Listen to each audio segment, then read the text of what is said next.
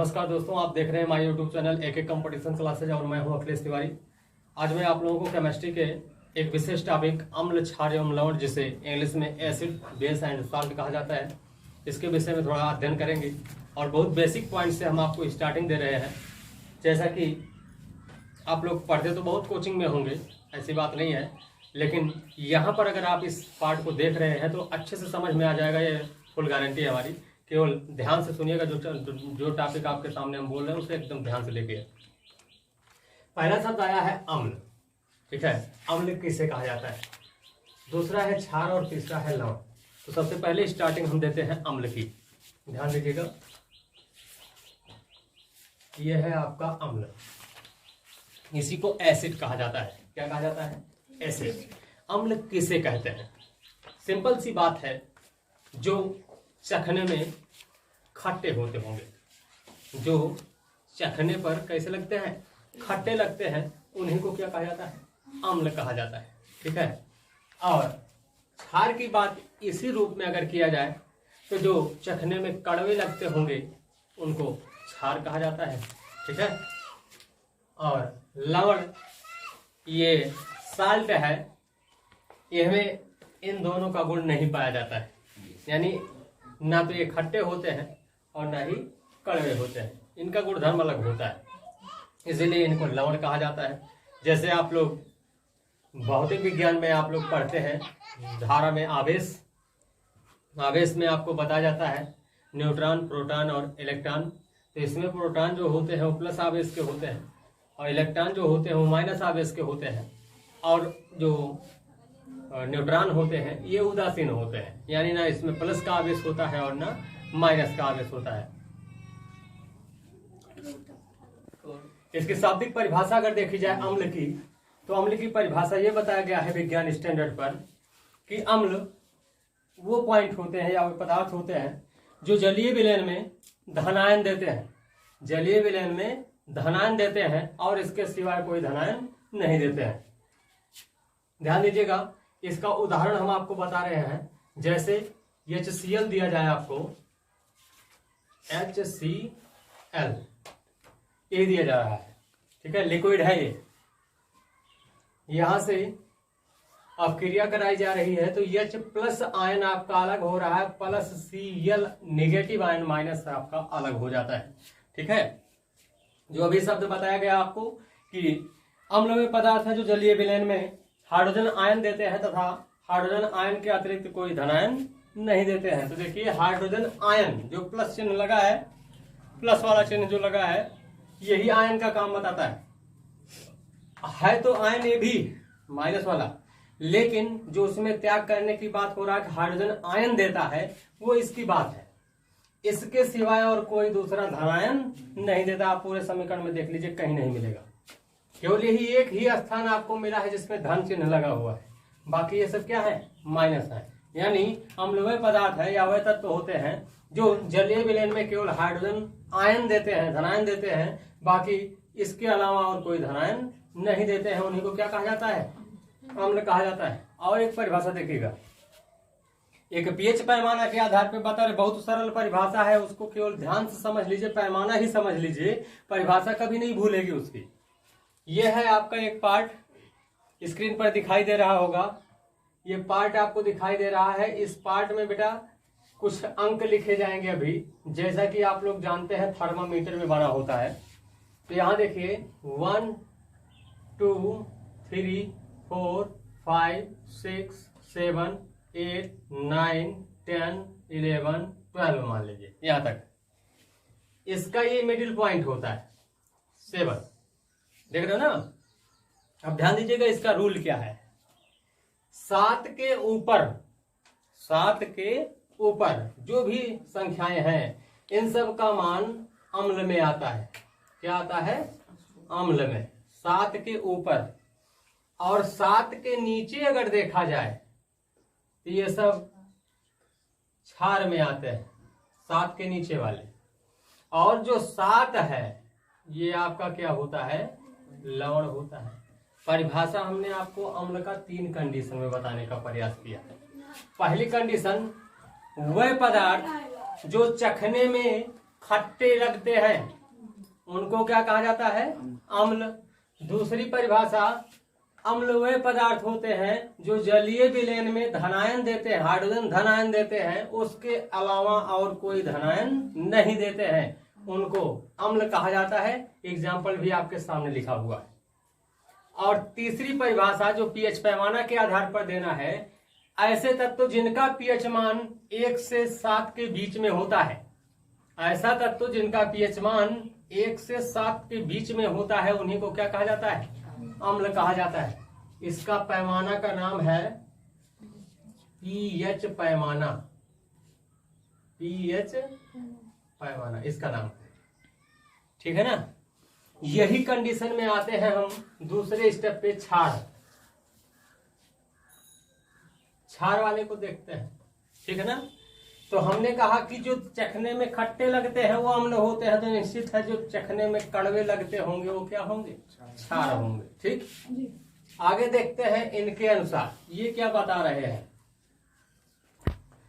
हाँ, तो इसकी परिभाषा जो है इसके अनुसार जो देना है वो ये बताना है कि क्षार वे पदार्थ होते हैं जो जलीय विलयन में हाइड्रोक्सिल आयन देते हैं। हाइड्रोक्सिल किसे कहा जाता है? OH निगेटिव समूह को। OH निगेटिव समूह को क्या कहा जाता है? हाइड्रोक्सिल आयन कहा जाता है। परिभाषा में क्या बोलना है? वे पदार्थ या वे तत्व जो जलीय विलयन में हाइड्रोक्सिल आयन देते हैं या हाइड्रोक्सिल ऋणायन देते हैं, उनको क्षार कहा जाता है। इसके अलावा और कोई ऋणायन नहीं देते हैं। उदाहरण देखिएगा, NaOH reversible and irreversible arrow, Na++OH negative दिया हुआ है। यहां से आपका जो हाइड्रोक्सिल ऋणायन प्राप्त होने की बात कर रहा है वो यहाँ पे प्राप्त हो रहा है। इसके अलावा क्या और कहीं कोई ऋणायन मिला है? नहीं मिला है ना। तो इसका मतलब ये क्षार की परिभाषा का उदाहरण है, ठीक है। अगला स्टेप आता है आपका लवण, ठीक। अगला स्टेप क्या है? लवण।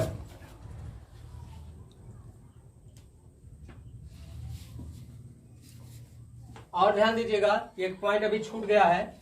2 परिभाषा हमने क्षार का बताया है, तीसरी वाली छूट गई है। क्षार की परिभाषा जो पीएच मान के आधार पर देना है, ठीक है। उसकी परिभाषा क्या देंगे? जिन तत्वों का पीएच मान 7 से अधिक होता है, जिन तत्वों का पीएच मान 7 से अधिक होता है उनको क्या कहा जाता है? क्षार कहा जाता है। अम्ल में आपको बताया गया था जिन तत्वों का पीएच मान 1 से 7 के बीच में होता है उनको अम्ल कहा जाता है। क्षार में बताया जा रहा है कि जिन तत्वों का पीएच मान 7 से अधिक होता है उनको क्या कहा जाता है? क्षार कहा जाता है, ठीक है। अगला इससे चलते हैं लवण पर, इसे ध्यान दीजिए। फोर्सियल क्या है भाई? ये इसके आगे की बात जो करना है लवण की परिभाषा के अनुसार, तो इसे देखा जाएगा तो इसकी परिभाषा ये बन रही है कि जब किसी अम्ल और क्षार को उदासीनीकरण अपक्रिया द्वारा प्राप्त किया जाता है, तो जो उससे नया अवक्षेप प्राप्त होता है वही क्या कहलाता है? लवण कहलाता है। फिर से एक बार, अम्ल और क्षार की उदासीनीकरण अपक्रिया से प्राप्त जो भी अवक्षेप होगा वही अवक्षेप क्या कहलाता है? लवण कहलाता है। ध्यान दीजिएगा, यहाँ पर NH3+HCl का दोनों को एक साथ मिला करके अपक्रिया कराई जा रही थी। यहाँ पे आपका प्राप्त होकर के आ रहा है NH4Cl, जिसे अमोनियम क्लोराइड कहा जाता है। अमोनियम क्लोराइड,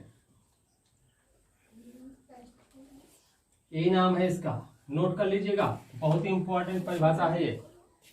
जब किन्हीं अम्ल और क्षार के उदासीनीकरण अपक्रिया को कराया जाता है तो अपक्रिया के दौरान जो अवक्षेप प्राप्त होता है वही अवक्षेप क्या कहलाता है? लवण कहलाता है। अपक्रिया आपके सामने है, इसको नोट कर लीजिएगा। एक परिभाषा और जान लीजिए पीएच पैमाना के आधार पर, जिन तत्वों का पीएच मान केवल 7 होता है, जिन तत्वों का पीएच मान केवल 7 होता है उन्हीं को क्या कहा जाता है? लवण कहा जाता है। तीनों पॉइंट फट से स्क्रीनशॉट लेकर के आगे चलिए। इसके बाद हम देखते हैं बेटा इसमें अम्ल का उपयोग। जैसे हमने तीनों की परिभाषा क्रमबद्ध अध्ययन कर लिया है, अब तीनों का एक एक पॉइंट में हम अध्ययन करेंगे कि इनका उपयोग किस तरीके से होता है। जैसे यहाँ पे पहला पॉइंट डाला गया है अम्ल का उपयोग, तो सबसे पहला पॉइंट आपका है कि ये प्रयोगशाला में अभिकर्मक के रूप में प्रयोग किए जाते हैं। 60 में हम दे रहे हैं, बाकी अभी समझा देते हैं। अभिकर्मक के रूप में, अब ये अभिकर्मक क्या होता है इसके बारे में जान लीजिए। जब हम प्रयोगशाला में बैठते हैं कहीं प्रैक्टिकल करने के लिए, लैब करने के लिए, तो वहां पर बेटा एक नए पदार्थ का निर्माण करने के लिए कुछ पुराने पदार्थों को एक साथ मिलाना पड़ता है। ठीक है, जब मिला करके उसे गर्म करते हैं तभी तीसरा पदार्थ आपका बन के आता है। तो वही जो पदार्थ एक दूसरे के साथ मिलाए जाते हैं उन्हीं पदार्थों को क्या कहा जाता है? अभिकर्मक कहा जाता है। तो अम्ल भी आपका ऐसे ही है। अम्ल जो होता है ये अभिकर्मक के रूप में प्रयोगशाला में वर्क किया जाता है इसका।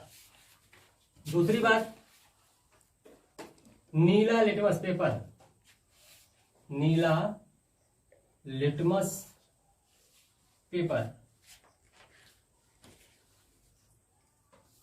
ये अम्ल की खास पहचान है कि नीले लिटमस पेपर को क्या कर देता है? लाल कर देता है। इसको क्या कर देता है? लाल कर देता है। अब आप लोग सोच रहे होंगे कि ये नीला लिटमस क्या होता है। ठीक है, तो ये भी एक कागज का टुकड़ा होता है, लेकिन कुछ खास होता है, कुछ खास होता है, उसमें मिक्सिंग होती है, साधारण कागज नहीं होता है।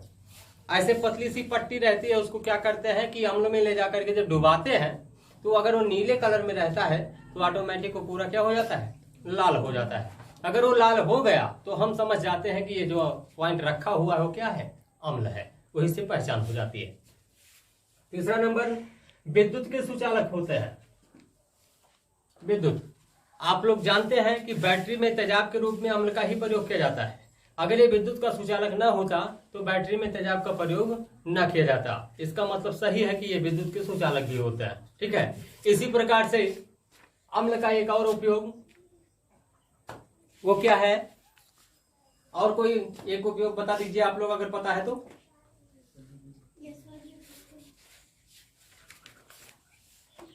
नहीं पता किसी को? चलिए हम बताते हैं, ध्यान दीजिए। आपको सबसे पहली परिभाषा में यही बताया गया था ना कि अम्ल चखने पर खट्टे लगते हैं। तो इसका मतलब इसकी एक पहचान और भी है कि अम्ल स्वाद में खट्टे होते हैं। चौथा नंबर बता दीजिए, खट्टे होते हैं। ये होगा। ठीक, ये आपका 4 पॉइंट कंप्लीट हुआ। आप लिखने को बहुत कुछ लिख सकते हो, कोई बात नहीं है, लेकिन हम यहाँ पे आपको 4 पॉइंट से डिनोट कर रहे हैं। अम्ल का उपयोग में आपको जो पॉइंट बताया गया है उसी पॉइंट को देखते हुए हम इसे क्षार को भी कन्वर्ट करते हैं। सबसे पहला काम क्या करना है? प्रयोगशाला में अभिकर्मक के रूप में उपयोग कर लीजिए।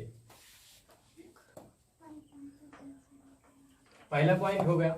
दूसरा पॉइंट, इसमें जो है क्षार स्वाद में कड़वे होते हैं। यहां पर लिख दीजिए, कड़वे होते हैं।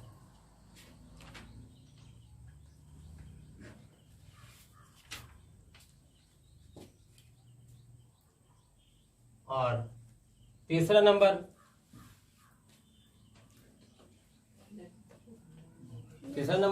लिटमस पेपर पे आ जाइए, उसका भी पहचान कर लीजिए।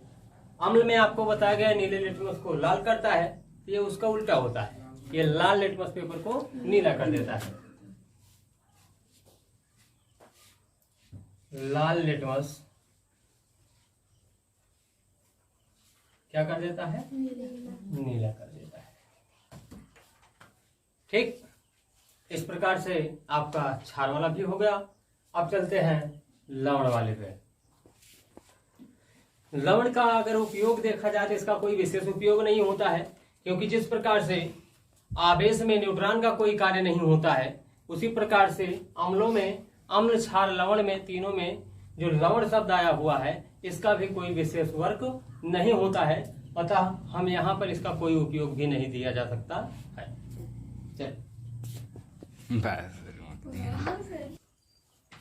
उदासीनीकरण अभिक्रिया, इसमें भी थोड़ा सा केवल ध्यान देना है, बहुत ज्यादा ध्यान नहीं देना है। कितना? थोड़ा सा, बहुत थोड़ा सा ध्यान देना है। देखिए कितना थोड़ा सा ध्यान देना है। उदासीनीकरण, जैसे आपको अभी न्यूट्रॉन के लवण के बारे में बताया गया कि उदासीन होता है। क्या बताया गया था? क्योंकि इसमें ना अम्ल के गुण पाए जाते हैं और ना ही क्षार के गुण पाए जाते हैं। तो वही तरीके से जो उदासीनीकरण अभिक्रिया बताई गई है वो भी कुछ उसी पर आधारित है, क्योंकि हमने पढ़ा था कि अम्ल में प्लस आयन के अलावा कोई दूसरा आयन नहीं होता है। ठीक है ना, एक प्लस आयन, यानी हाइड्रोजन प्लस आयन के अलावा और कोई दूसरा धनायन नहीं होता है। तो एक वहां से ले लेते हैं, एक धनायन हम वहां से ले लेते हैं, कहां से? अम्ल से। और क्षार में हमने पढ़ा था कि इसमें हाइड्रोक्सिल आयन के अलावा और दूसरा कोई ऋणायन नहीं होता है। तो एक वहां से ले लेते हैं, OH नेगेटिव आयन, ठीक है ना। एक अम्ल से उठा करके पकड़ लिए और एक कहां से? क्षार से पकड़ लिए, और दोनों को मिला करके जब पटक दिए तो आकर के यहाँ उदासीनीकरण अभिक्रिया तैयार हो गई। यहाँ परिभाषा क्या बना है, ये परिभाषा आपको कहीं लिखित नहीं मिलेगा, हम इसी समीकरण से बता दे रहे हैं परिभाषा आपको, ध्यान से सुन लीजिएगा। जब किसी धनायन को, किसी हाइड्रोजन धनायन को किसी हाइड्रोक्सिल समूह के ऋणायन से अपक्रिया कराया जाता है तो वहां से जल प्राप्त होता है, और इसी जल प्राप्त होने की क्रिया को उदासीनीकरण अपक्रिया कहा जाता है, क्योंकि जल भी एक उदासीन पॉइंट भी है कि नहीं। जल आपका कोई क्रिया नहीं करता है किसी के साथ, तो हमको क्या चाहिए था? उदासीनीकरण अपक्रिया चाहिए था। तो हमने एक पॉइंट उठाया अम्ल से, जहां पे हमें H+ आयन मिला हुआ था। एक पॉइंट उठा लिया क्षार से, जहां पे हाइड्रोक्सिल ऋणायन मिला हुआ था। क्योंकि उदासीन में यही हमको बताना है कि ना हमें ई वाला गुण होता है ना वो वाला गुण होता है, तो होता क्या चीज है, यह चीजें जानना था। तो हमने यहाँ धनायन और ऋणायन को मिलाया, मिक्स किया, गर्म किया, पकाया, और पकाने के बाद जो भी हमें प्राप्त हुआ वही उदासीन हो गया। और वो मिला क्या? जल। आप लोगों को पता होगा जल का सूत्र ना, अगर नहीं मालूम है तो नोट कर लीजिएगा। H2O यही होता है जल, जिसको हम नल से निकाल करके पीते हैं, वही वाला जल है ये, ठीक है। पॉइंट को नोट कर लीजिएगा। चल रहे हैं आगे। इसके बाद का टॉपिक है बेटा आपका धावन सोडा, जिसके पहले आपको अम्ल क्षार लवण के बारे में परिचित कराया जा चुका है। अब आपके कोर्स में कुछ प्रमुख पदार्थों के बारे में वर्णन किया गया है, जिसमें हम पहला टॉपिक लिए हैं धावन सोडा। इसी प्रकार से क्लास 10th और 12th दोनों क्लास के लिए इम्पोर्टेंट टॉपिक है। अगर आप इस बात को ध्यान से सुनते हैं, बहुत ही सरल होता है, लेकिन पेपर में पूछा जाता है लॉन्ग आंसर में। इसमें सबसे ज्यादा महत्वपूर्ण इसका रासायनिक नाम और अणुसूत्र है। सबसे पहले हम इसका रासायनिक नाम और अणुसूत्र जानने का प्रयास करते हैं। इसका रासायनिक नाम होता है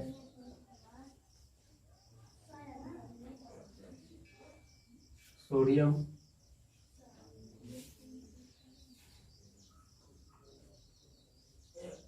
और एक बात खास करके ध्यान दे दीजिए, इसका रासायनिक नाम और अणुसूत्र जिस बच्चे को याद रहता है वो तो इसकी अपक्रिया यानी रिएक्शन जिसे कहा जाता है उसे आसानी से दे देते हैं, लेकिन जिसको ये रासायनिक नाम या अणुसूत्र नहीं याद होता है वो रासायनिक अपक्रिया नहीं दे पाते हैं, उन्हीं को प्रॉब्लम होने लगती है, ठीक है ना।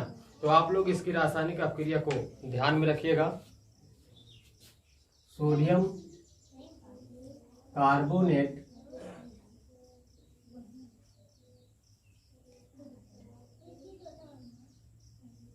डेकाहाइड्रेट,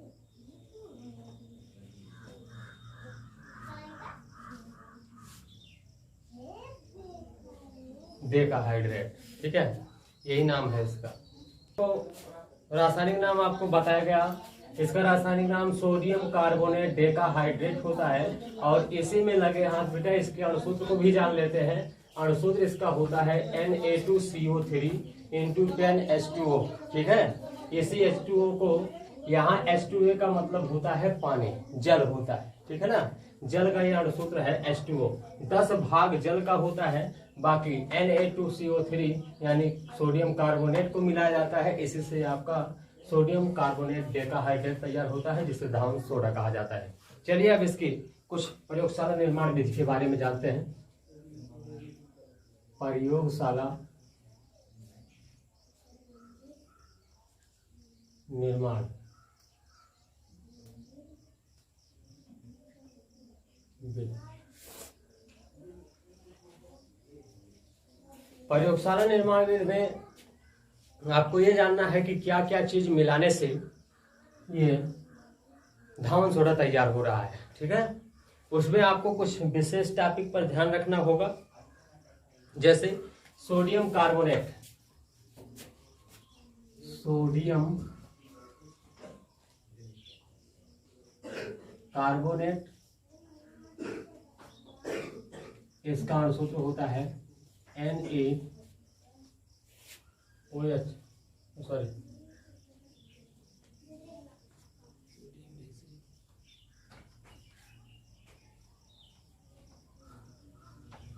इसका पॉइंट जो लिखना था वो गलती से दूसरा कुछ लिख रहे थे हम। सोडियम कार्बोनेट के जलीय विलयन में, ठीक है, सोडियम कार्बोनेट के जलीय विलयन में हम मिलाते हैं caustic soda. Caustic soda NaOH और कार्बन डाइऑक्साइड।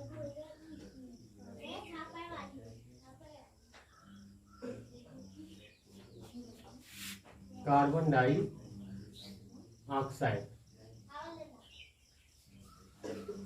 मिलाकर प्राप्त करते हैं। यही है आपका कास्टिक सोडा और कार्बन डाइऑक्साइड दोनों को मिलाकर जब पात्र को गर्म करते हैं तो उससे जो भी अवक्षेप प्राप्त होता है वही आपका धावन सोडा होता है। ठीक है, अब इसकी रासायनिक अभिक्रिया को देख लेते हैं। ये परिभाषा आपको बता दिया गया। अब इसकी अभिक्रिया थोड़ा जान लीजिए। अभिक्रिया में हमने यहाँ पे लिखा है कास्टिक सोडा NaOH, यहाँ पे लगा हुआ है, यहाँ हिंदी में नाम डाल दीजिए कास्टिक सोडा। ठीक है बेटा, और ये आपका है कार्बन डाइऑक्साइड जो दूसरे स्टेप पे आया हुआ था यहाँ पे।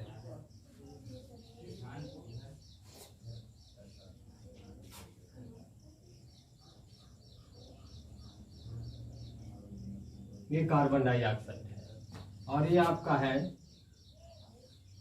Sodium carbonate. ये आपका क्या है, ठीक। अब ध्यान से समझ लीजिए इसे। जब हम कास्टिक सोडा और कार्बन डाइऑक्साइड दोनों को मिला करके इसे अभिक्रिया कराते हैं तो उस अभिक्रिया के दौरान हमें यहाँ सोडियम कार्बोनेट का अवक्षेप प्राप्त होता है और जल अलग हो जाता है। ठीक है, और ये अभिक्रिया जो रिएक्शन दिया गया है इसको जरा चेक कर लीजिए कि अभिक्रिया ये बैलेंस है कि नहीं है, यानी संतुलित है समीकरण की नहीं है। इस समीकरण को हम चेक करते हैं। देखिए ध्यान से, यहाँ पे कास्टिक सोडा NaOH के 2 परमाणु लगे हुए हैं। ठीक है, यानी Na के लिए 2 परमाणु है और OH के लिए भी 2 परमाणु लगा हुआ है। तो हम यहाँ देखते हैं Na हमारा 2 परमाणु में बैलेंस दिखाई दे रहा है। उसके बाद यहाँ पे ऑक्सीजन 2 परमाणु में लगा हुआ है, यहाँ पे ऑक्सीजन 2 परमाणु में लगा हुआ है, यानी कुल मिलाकर के 4 परमाणु ऑक्सीजन का है। तो हम देखते हैं कि ऑक्सीजन यहाँ 3 परमाणु में, यहाँ सिंगल परमाणु में आया है, 4 बैलेंस हो गया। एक स्टेप बच रहा है कार्बन का, तो कार्बन देख लीजिए, यहाँ कार्बन सिंगल सिंगल दोनों में दिखाई दे रहे हैं। हाइड्रोजन के लिए यहाँ पे भी 2 परमाणु लगा हुआ है, हाइड्रोजन यहाँ भी 2 परमाणु में आया हुआ है। ठीक है, टोटल समीकरण का जो संतुलित करने का नियम था वो सब फॉलो हो रहा है इस पर, यानी हमारा दिया गया समीकरण जो है वो क्या है, संतुलित है, इसलिए यह अभिक्रिया सही है। अब इसके विषय में थोड़ा सा चर्चा करते हैं, इसके उपयोग के बारे में। इनका उपयोग कहाँ कहाँ पे होता है। अभिक्रिया पूर्ण होने के बाद इसमें और भी टॉपिक होते हैं, भौतिक गुण, रासायनिक गुण, उपयोग। ठीक है, तो सबसे पहले हम भौतिक गुण के बारे में थोड़ा चर्चा कर लेते हैं, जान लेते हैं कि इसका भौतिक गुण कैसे उपयोग हो रहा है। तो जैसे किसी के भौतिक गुण की बात अगर की जाए तो उसके पर्सनल गुण की बात होती है। तो इसका जो भौतिक गुण है वो सबसे पहला पॉइंट है कि यह सफेद रंग का ठोस पदार्थ होता है। कैसा होता है, सफेद रंग का होता है, ठोस होता है। अब इसे अगर जल में डाला जाता है तो काय विलेय होता है कि नहीं होता है। अगर विलेय होता होगा तो भी इसका गुण होता है। तो दूसरा टॉपिक है कि यह जल में विलेय है, यानी जल में डालने पर जिस प्रकार से चूना, जो पत्थर वाला चूना होता है, उसको जल में डालने पर वो बिखर जाता है, टूट जाता है, उसी प्रकार से ये भी ठोस पदार्थ तो है लेकिन जल में डाल देने पर ये भी बिखर जाता है। इसका मतलब जल में विलय होता है। और किसी भी पदार्थ को अगर प्रयोगशाला में उपयोग किया जा रहा है नए तत्व को बनाने के लिए, तो वो प्रयोगशाला में अभिकर्मक के रूप में भी उपयोग होता है। तो ये भी आपका पदार्थ जो है अभिकर्मक के रूप में उपयोग किया जाता है इसका। चलते हैं अब इसके रासायनिक गुण की तरफ। इसका रासायनिक गुण जो होता है बेटा, रासायनिक गुण मीन्स होता है इसका रसायन विज्ञान में क्या भूमिका है, क्या लाभ है इसका, उसके विषय में थोड़ा सा टॉपिक है, उसके विषय में जान लीजिए। तो रसायन में सबसे पहले इसका रासायनिक जो गुण है उसमें हम हेडिंग डाल दिए हैं ऊष्मा का प्रभाव, यानी क्रिस्टलीय सोडियम कार्बोनेट पर ऊष्मा का क्या प्रभाव पड़ता है उसी के बारे में जानना है। तो ध्यान दीजिएगा, जब क्रिस्टलीय सोडियम कार्बोनेट को वायु में खुला छोड़ दिया जाता है, क्रिस्टलीय सोडियम कार्बोनेट को वायु में खुला छोड़ दिया जाता है, तो यह जो है जब क्रिस्टलीय सोडियम कार्बोनेट को वायु में खुला छोड़ दिया जाता है तो इसका अधिकांश भाग जो होता है वो वायुमंडल में चला जाता है। वायुमंडल में जाता कैसे है बेटा, किसी भी पदार्थ को जब आप गर्म करते हो तो उसमें वाष्प बनती है, गैस बनती है, और वही गैस उड़ करके वायुमंडल में चली जाती है। तो इसलिए माना जाता है कि जब क्रिस्टलीय सोडियम कार्बोनेट को खुला वायु में छोड़ दिया जाता है तो इसका भी अधिकांश भाग वायुमंडल में चला जाता है। यहाँ पर कुछ अपक्रिया के माध्यम से आपको हम दिखा रहे हैं, इसे ध्यान से देखिएगा। यह है आपका क्रिस्टलीय सोडियम कार्बोनेट Na2CO3 × 10H2O। यहाँ गिब्स आउट एरो लगा हुआ है, इसको हवा में खुला छोड़ दिया गया है, और हवा में खुला छोड़ देने पर जो सामने आपके प्राप्त हो रहा है सोडियम कार्बोनेट का क्रिस्टल आया, उसके साथ 1 भाग जल का भी मिला हुआ है और 9 भाग जल अलग हो रहा है जो वायुमंडल में चला जा रहा है। ठीक है, ये आपका रासायनिक गुण की अपक्रिया है, इसको भी आप लोग तुरंत राइट कर लीजिए और थोड़ा सा इसके उपयोग के बारे में भी जान लेते हैं। जैसे हर एक पदार्थ है, हम लोग भी है, इंसान भी है, सबका अपना अपना एक उपयोग होता है, यूज होता है। उसी तरीके से इन पदार्थों का भी उपयोग होता है।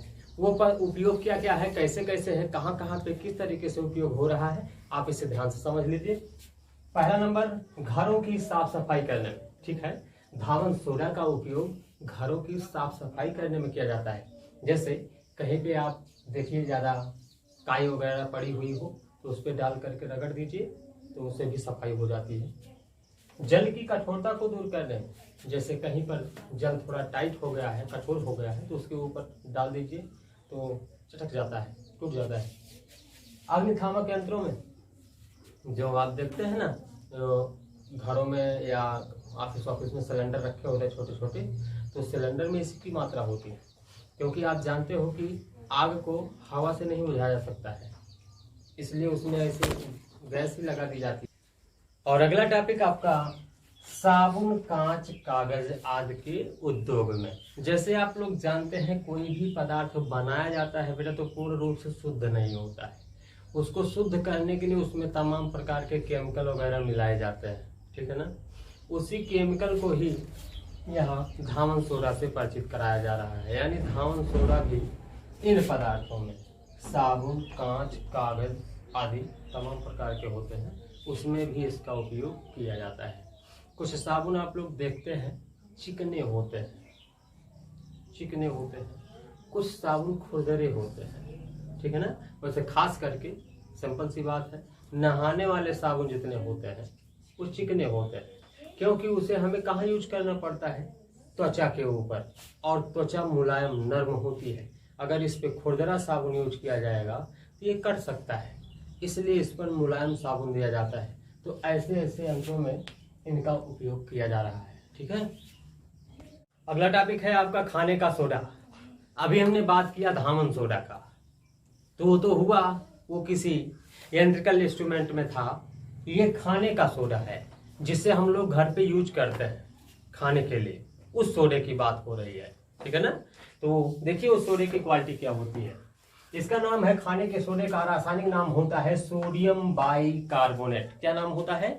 Sodium bicarbonate. इसका अणुसूत्र होता है बेटा NaHCO3। NaHCO3। इतनी बात आपको अपने भेजे में घुसा के रखना है। ठीक है, अगर नहीं समझ में आया तो फिर से एक बार दिखा देते हैं। रासायनिक नाम खाने का सोडा, रासायनिक नाम सोडियम बाइकार्बोनेट होता है और इसका अणुसूत्र NaHCO3 होता है। क्लियर है ना। अब इसका प्रयोगशाला में निर्माण के लिए क्या विधि उपयोग की जाती है बनाने की, उसके विषय में जानते हैं। प्रयोगशाला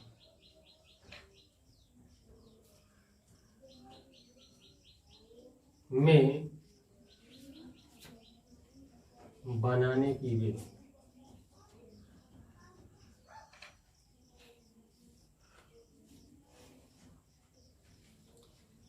ध्यान से देखिएगा, प्रयोगशाला में बनाने की विधि बहुत ही, चलिए इसके प्रयोगशाला में बनाने की विधि जो है इसके विषय में जानते हैं।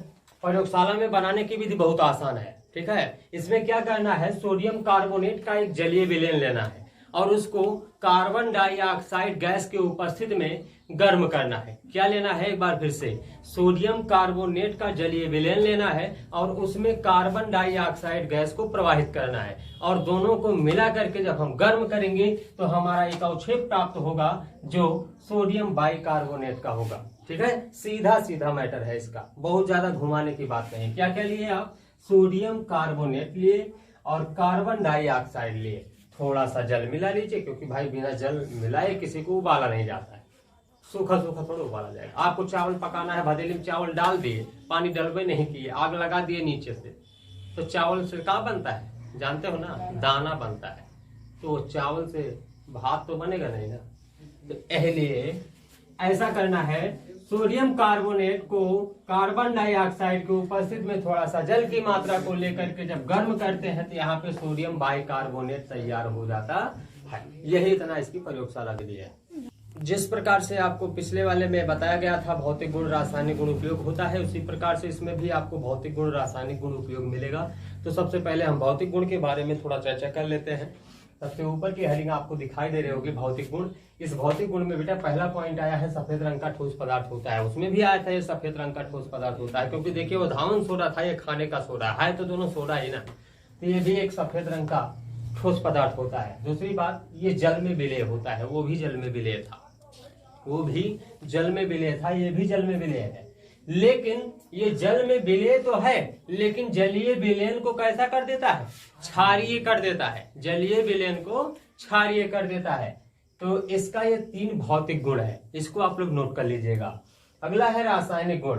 रासायनिक गुण में हेडिंग पड़ी हुई है अम्लों से अपक्रिया, यानी ये और किसी से अपक्रिया नहीं करता है, क्योंकि ये क्षारीय होता है ना, जलीय विलेन इसका क्षारीय होता है, इसलिए अपने एंटी से ही अपक्रिया करेगा, यानी अम्ल से अपक्रिया करेगा। तो अम्ल से अपक्रिया के दौरान हमें क्या प्राप्त होता है, ध्यान से समझिएगा। सोडियम बाइकार्बोनेट को जब हाइड्रोक्लोरिक अम्ल HCl के साथ गर्म करते हैं तो हमारा यहाँ सोडियम क्लोराइड प्राप्त होता है, जल अलग हो जाता है और आपकी कार्बन डाइऑक्साइड गैस मुक्त हो जाती है। यही इतना आपको लिखना है। अब ध्यान से देखिएगा, ये सोडियम बाइकार्बोनेट है, नाम हम लिख दे रहे हैं यहाँ पे, सोडियम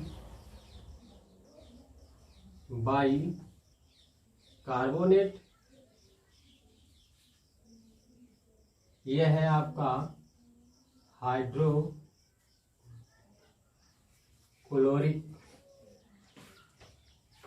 अम्ल और यह है आपका सोडियम क्लोराइड।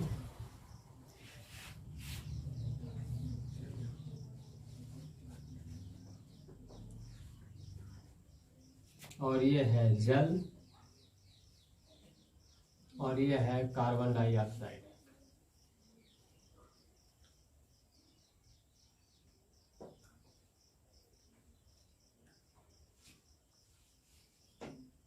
यही इतना टॉपिक आपका अम्लों से अपक्रिया में लगेगा। ठीक है, इस पॉइंट को आप लोग फटाफट नोट कर लीजिए। हम चलते हैं उपयोग की तरफ। इसका उपयोग जो है आपके सामने है। सबसे पहला उपयोग ब्रेड बनाने में, ठीक है, इसका ब्रेड बनाने में ज्यादा उपयोग किया जाता है, क्योंकि देखिए ब्रेड जो होता है वो फूला फूला होता है, ठीक है ना, हल्का होता है, तो इसी का काम होता है। खाने का सोडा जो होता है इसी का काम होता है जो उसे फुला देता है। दूसरा नंबर, कच्चे दूध में मिला देने पर दूध जो है वो देर तक फटता नहीं है। यानी आप देखते हैं कि जैसे कच्चा दूध अगर रख दिया जाता है तो कुछ समय पश्चात उसमें जो है बदलाव आ जाता है, वो फट जाता है दूध। तो उसी से बचाने के लिए अगर इसमें हम खाने का सोडा थोड़ा सा डाल देते हैं तो दूध की क्वालिटी वो बनाए रखता है, फटने नहीं देता है। तीसरी बात है प्रयोगशाला में अभिकर्मक के रूप में। अधिकतर आप देखेंगे आपका हर एक पदार्थ जो भी यहाँ निर्माण कराया जा रहा है, हर एक पदार्थ आपका जो है प्रयोगशाला में अभिकर्मक के रूप में लगभग यूज होने वाला है। क्योंकि कोई भी पदार्थ होता है तो उससे जब नया पदार्थ बनाया जाता है तो पुराने पदार्थों को उसमें जरूर मिलाया जाता है। बिना किसी पुराने पदार्थ को मिलाने से नया पदार्थ नहीं बनता है। इसके बाद आपका अगला टॉपिक है विरंजक चूर्ण। ठीक है, अगला टॉपिक क्या है? विरंजक चूर्ण, जिसे ब्लीचिंग पाउडर कहा जाता है, जिसे ब्लीचिंग पाउडर कहा जाता है। ध्यान दीजिएगा, ब्लीचिंग पाउडर का एक और नाम होता है विरंजक चूर्ण। अब ध्यान से देखिए, रासायनिक नाम विरंजक चूर्ण या ब्लीचिंग पाउडर का रासायनिक नाम क्या होता है उसको देख लीजिए। कैल्शियम क्लोरोहाइपोक्लोराइड, बड़ा नाम है, थोड़ा सा ध्यान से। कैल्शियम क्लोरोहाइपोक्लोराइड, और इसका अणुसूत्र जो बनाया गया है बेटा वो थोड़ा सरल है, नाम के हिसाब से अणुसूत्र सरल है। CaOCl2, यही इतना मिक्स हुआ है, CaOCl2, इसी को अणुसूत्र कहा जाता है। इसे ध्यान से आप लोग देख लीजिए। और इसके बाद अब इसे जिस प्रकार से सभी को हमने प्रयोगशाला में निर्माण किया उसी तरीके से इसे भी प्रयोगशाला में बनाना है। कैसे बनाना है उसको हम देखते हैं। ये रही आपकी हेडिंग, प्रयोगशाला में निर्माण विधि।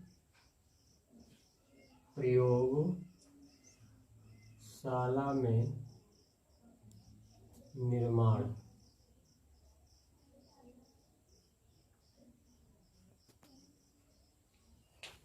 इस विधि में आपको ये बताया जाएगा कि ये कैसे बनाया जाता है, इसके बारे में हम जानते हैं। चलिए, सबसे पहला काम बेटा यहाँ पे कुछ अपक्रिया हम लिखे हैं, यहीं से हम आपको प्रयोगशाला विधि बता रहे हैं। इसे ध्यान से देखिएगा, ये क्या चीज है। ये आपका जो लिखा हुआ है CaOH का होल ट्वाइस, ये आपका शुष्क बुझा चूना होता है। क्या होता है? शुष्क बुझा चूना। यहाँ पे नामकरण कर दीजिए, बुझा चूना। इसको तो आप लोग वैसे भी जान रहे होंगे, इसमें कोई नई बात तो है नहीं। ये क्लोरीन है,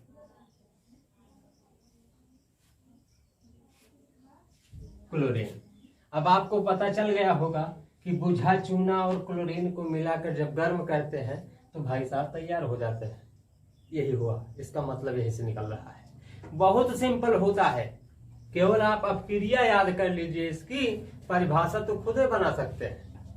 अपक्रिया याद कर लीजिए, ये बुझा चूना है, ये क्लोरीन है, इसका मतलब है बुझा चूना और प्लस क्लोरीन दोनों को मिलाए तो आगे जो यहाँ लिखा है उसको सीधा उतार दीजिए और उसके बाद जल तो ऑलरेडी सब में जाता है ना, तो प्लस में नोक लगा दीजिए, बात बराबर हुई। अभी देखिएगा इसकी परिभाषा। प्रयोगशाला में कैल्शियम क्लोरोहाइपोक्लोराइड बनाने के लिए हम क्या करते हैं? बुझा चूना, शुष्क बुझा चूना को क्लोरीन गैस प्रवाहित करके जब गर्म करते हैं तो उसके दौरान जो अवक्षेप हमें प्राप्त होता है वही आपका कैल्शियम क्लोरोहाइपोक्लोराइड होता है और साथ में जल अलग हो जाता है। अब क्रिया आपके सामने यहां दर्शाई गई है, इसको आप लोग तत्काल नोट कर लीजिए। इसके बाद भौतिक गुण पे सबसे पहले ध्यान देना है। भौतिक गुण क्या होता है? देखिए, वो हमें पढ़े थे वो सफेद रंग का होता है, ये हमें पढ़ रहे हैं हल्के पीले रंग का होता है। ठीक है ना, पहचान है भाई इसकी। यह कैसा होता है? हल्के पीले रंग का चूर्ण होता है ना। और दूसरा नंबर, यह जल में विलेय भी है। और तीसरा नंबर, यह धीरे धीरे स्वयं अपघटित हो जाता है। यानी अगर इसे खुला छोड़ दिया जाए तो ये धीरे धीरे धीरे धीरे धीरे धीरे धीरे धीरे करके अपने अस्तित्व को खत्म कर देता है। मस्त उपयोग है। अगला देखिए, भौतिक गुण। इसमें हेडिंग है आपकी अम्लों से क्रिया। अम्लों से क्रिया। और अम्लों से क्रिया कोई भी विरंजक चूर्ण है वो तनु सांद्र सल्फ्यूरिक अम्ल से अपक्रिया करने के पश्चात कैल्शियम सल्फेट जल और क्लोरीन गैस मुक्त करता है। क्या करता है, फिर से एक बार, विरंजक चूर्ण सांद्र सल्फ्यूरिक अम्ल जो कि तनु होता हल्का होता है, तनु मीन्स हल्का होता है, सांद्र सल्फ्यूरिक अम्ल के साथ विरंजक चूर्ण को जब गर्म किया जाता है तो इससे यह कैल्शियम सल्फेट जल और क्लोरीन गैस मुक्त करता है। इसको फट से आप लोग स्क्रीनशॉट लेकर के आगे चलिए। इसका भी उपयोग है। उपयोग नंबर 1, पदार्थों के रंग उड़ाने में। जैसे आपके पास कोई कपड़ा है, उस पर कोई दाग लग गया है, तो उस दाग को छुड़ाने के लिए उसके ऊपर से ब्लीचिंग पाउडर डाल दीजिए और थोड़ा सा रगड़ दीजिए, तो उसका रंग अपने आप गायब हो जाता है। दूसरा, सफाई करने में, वही जो विरंजक चूर्ण रंग उड़ाने में उपयोग किया जा रहा है, तो सफाई करने में निश्चित है उपयोग किया जाएगा। अगला है जीवाणुनाशक के रूप में। जैसे कहीं पे पुराना पानी, गंदगी ज्यादा है, पानी ज्यादा दिन से भरा हुआ हो, बहुत सारे कीटाणु आ गए हैं, तो उस पर ले जाकर के फेंक दीजिए थोड़ा सी मात्रा विरंजक चूर्ण की, तो वो फटाफट वहाँ पानी की जलधारा को काट देगा और उसके जो जीवाणु होंगे वहां से मर जाएंगे या नष्ट हो जाएंगे, भाग जाएंगे वहां से। अगला नंबर है जल को शुद्ध करने में। जो हम लोग पेयजल यूज करते हैं पीने के लिए, वो शुद्ध नहीं होता है। उसको शुद्ध करने के लिए देखिए आरओ का पानी आता है ना, आरओ का, तो उसमें भी कुछ शुद्धिकरण किया जाता है। तो वही तरीके से पेयजल को शुद्ध करने के लिए भी ब्लीचिंग पाउडर का उपयोग किया जाता है। ठीक है।